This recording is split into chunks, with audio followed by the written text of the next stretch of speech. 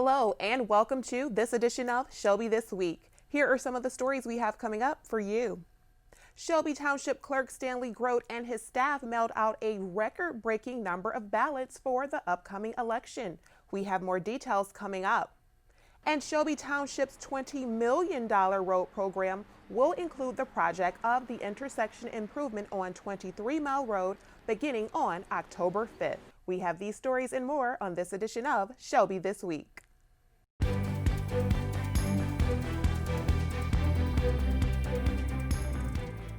Over 23,500 absentee ballots were mailed out to voters on Monday, September 28th. Shelby Township Clerk Stanley Grote and his staff mailed out the record-breaking number of ballots for the upcoming November 3rd general election. The prior record for absentee ballots was 14,500 for the August 4th primary election. If you have requested an absentee ballot and have yet to receive it, you should expect to receive it within the next few days. If not, you can always request an absentee ballot from the clerk's office. For more information, you may call the clerk's office at 586-731-5102. Shelby Township's $20 million road program will include the project of the intersection improvement on 23 Mile Road beginning on October 5th. The crews are gearing up for the 23 Mile Road project near the M53 Expressway. Traffic control measures will begin on October 5th, and the crews will start working on the project on October 9th. Construction is estimated to be completed by November with a full restoration by the spring of 2021. The intersection improvements include installing dual left turn lanes for eastbound 23 Mile Road traffic to northbound Shelby Parkway, widening lanes on Shelby Parkway and Corporate Drive, traffic signal improvements, asphalt overlay, and restoration. All of the roads will be open with lane restrictions during construction, so when necessary, flagging operations will help to direct traffic. The project has become a pressing issue due to the amount of new jobs that have increased recently in the area. The township has welcomed over 1,700 new jobs on Shelby Parkway and has filled more than 1.3 million square feet of new industrial and manufacturing space. Township Supervisor Rick Stathakis said, quote, "On our best day, 23 Mile Road is a chore to navigate because of all of the successful businesses and the traffic from the M53 Expressway. Unfortunately, we have these two critical projects overlapping, so we are asking residents and motorists to arrange their schedules and drive times to account for significant delays in this area throughout October," end quote. For more information regarding the project, you may contact the Macomb County Department of Roads at 586-463-8671, or you may email geninfo@rcmcweb.org. OnlyInYourState.com has named Stony Creek Metropark as having the best hiking trails in the region. 9 locations were named as the best places to get active in Southeast Michigan, with 3 of those locations being in Macomb County. Stony Creek, the Macomb Orchard Trail, and Riverbend's Mountain Bike Trail all made the list with their unique hiking features. Stony Creek Metropark features a collection of 27 miles of trails and is known for its beautiful scenery and atmosphere. If you would like more information on the hiking trails in Macomb County, you may visit macomb.gov/trails. Still ahead on Shelby This Week, the annual electronic recycling event in Shelby Township is coming up. We have more details ahead. And we'll introduce you to our new business of the week. Stay with us for more Shelby This Week. Every 3-minute online chat can give you the personalized tips you need to start boosting your retirement savings today. Visit aceyourretirement.org/Shiro. I am what hunger looks like in America. I am an 8-year-old girl who's not excited for the last day of school. Because this may be the last time I'll have lunch. Till September. I am a single father of 2 who works 3 part-time jobs, and that's still not enough to put food on the table. I was created by artificial intelligence from faces of the 1 in 8 Americans who struggle with hunger. Feeding America, 200 food banks strong. On Saturday, October 10th, the electronic recycling event will be held at Riverbends Park. The event is to ensure that electronic items are responsibly disposed of and recycled. Items accepted include all televisions, monitors, computers, laptops, printers, fax machines, copier combos, VCRs, keyboards and mice, DVD and CD players, microwaves, stereos, speakers, miscellaneous cables, computer parts, telephones, cell phones, game consoles, handheld electronics including iPods, Game Boys, and etc., vacuums, small appliances, and holiday lights. The event is for Shelby Township residents only, and for more information, you may visit shelbytwp.org/recycling. You may also call the Shelby Township Department of Public Works at 586-726-7272. The Macomb Cultural and Economic Partnership will be placing 13 sculptures and including 2 present sculptures in the South End area of Mount Clemens. The new sculptures are expected to be in place until October of next year. 8 sculptures were placed in the South End of Mount Clemens from 2018 to 2019. In 2019, 12 sculptures were placed for a one-year display. A conference call will be held on Tuesday, October 6th from 9 to 9:30 a.m. to discuss the sculpture project. To listen to the discussion regarding the sculpture project, you may dial in at 712-770-5505 and the access code is 146877#. The sculptures are sponsored for a year from the Midwest Sculpture Initiative, which coordinates from artists of the Midwest. Financial sponsors are able to collaborate with the Macomb Cultural and Economic Partnership to place various art and pieces in specific areas. This week, we take you to Teased and Polished to find out more about their business and what makes them unique.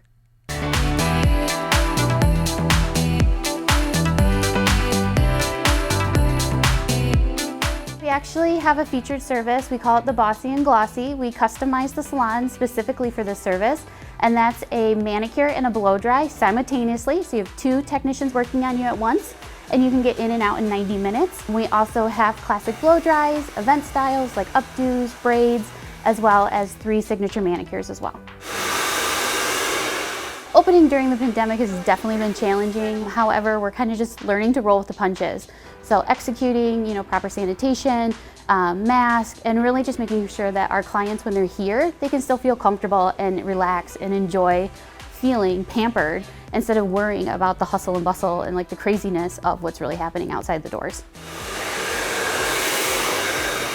Teased and Polished is different from your traditional salon is that we are offering that more in and out casual service. Right now with the pandemic, stylists are busy and going in to get a blow dry for maybe a photo or a shower or an event is really challenging, and we offer that instantaneously. You can come here, get that look, get that polished feel that you really want that you might not be able to get at a traditional salon right now. So again, we want to welcome everybody in Shelby Township to come in, check us out, and really get to enjoy the experience that we have created for everyone. If you would like to have your business featured on Business of the Week, you may call 586-254-7130, or you may email Shelby TV at shelbytwp.org. Coming up next, we'll introduce you to our new segment, Movie of the Week, with movies from the Shelby Township Public Library. And the Humane Society of Macomb's annual Dogstravaganza event will be held virtually this year. We have more details ahead, so stay with us for more Shelby This Week.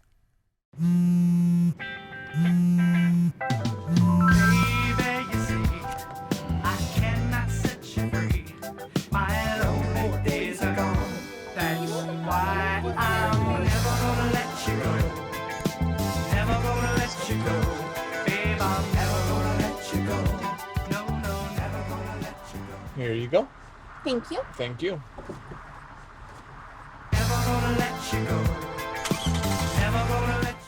145 over 92. 180 over 111. I had a heart attack, a cardiac arrest, and then a stroke. This is what high blood pressure looks like. You might not feel its symptoms, but the results from a heart attack or stroke are far from invisible or silent. Get back on your plan or talk with your doctor to create an exercise, diet, and medication plan that works for you. Go to loweryourhbp.org. If I would have followed a treatment plan, I would not be in this situation.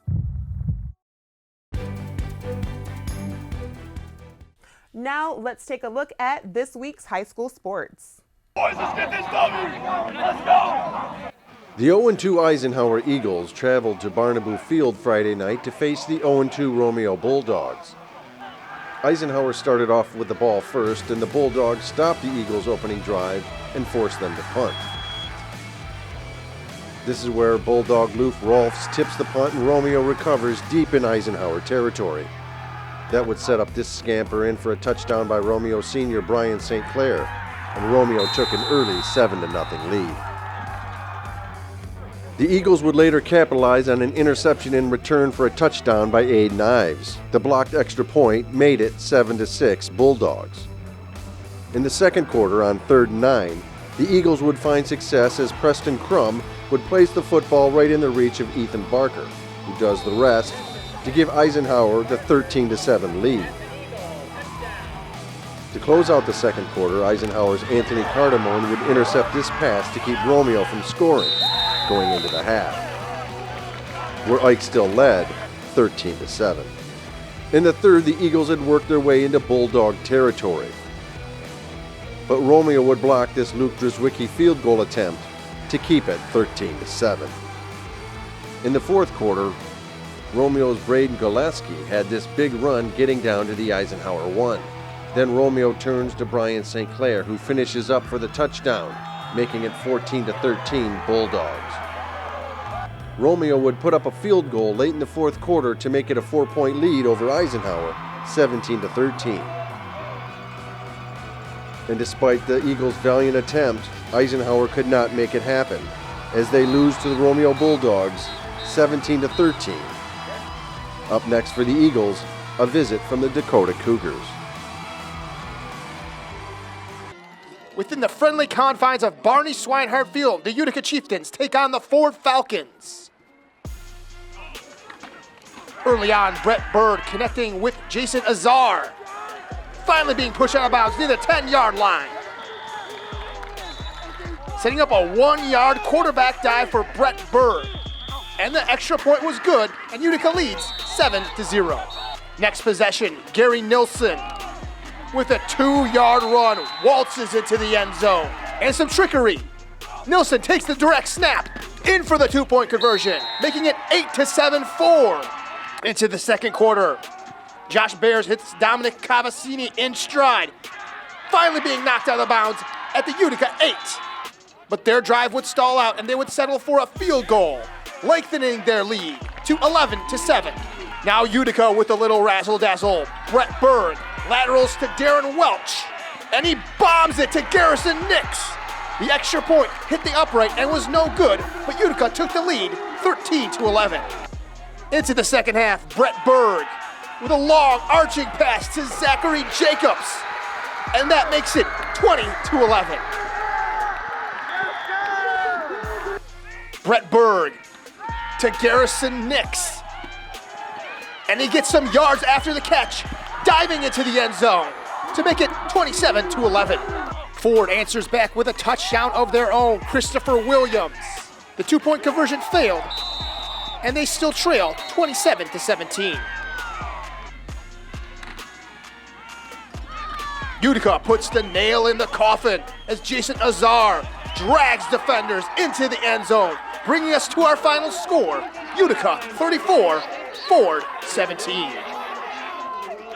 This week, we'll introduce you to our new segment, Movie of the Week, with Brenna Noyes. Brenna will give her take on a classic movie that's available to rent at the Shelby Township Public Library. This week, we bring you The Station Agent.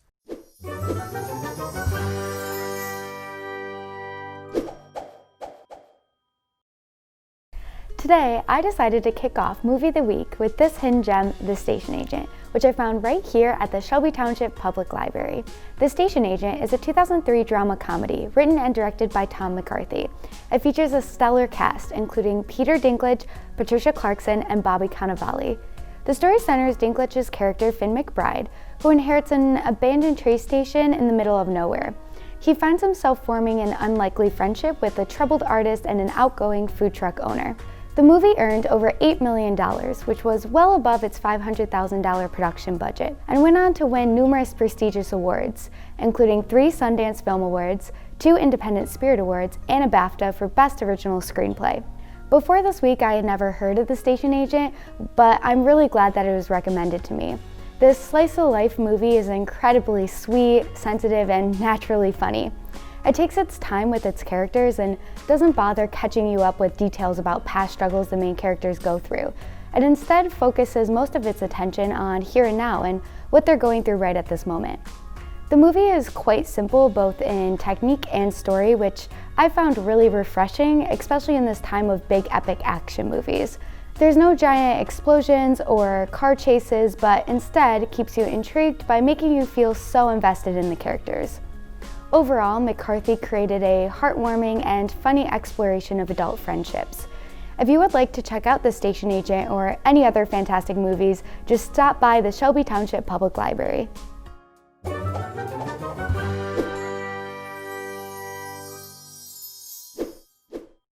As Brenna mentioned, if you would like to check out more great movies like The Station Agent, you may visit the Shelby Township Library for more information. This week, we take you to the Humane Society of Macomb, where a cat named Wink is looking for a new home.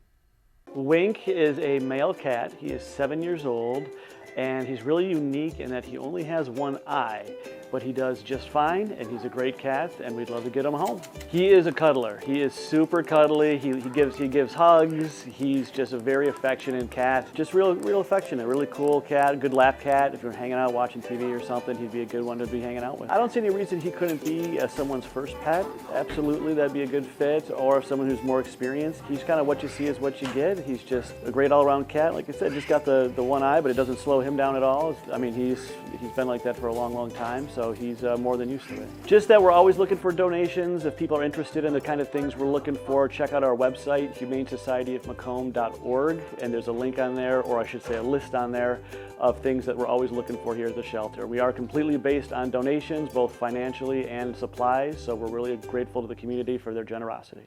Dogstravaganza is the Humane Society of Macomb's largest fundraiser of the year, and this year the event will be held virtually. We spoke with the event coordinator, Andy Lee, to find out more about this year's event and what you can expect.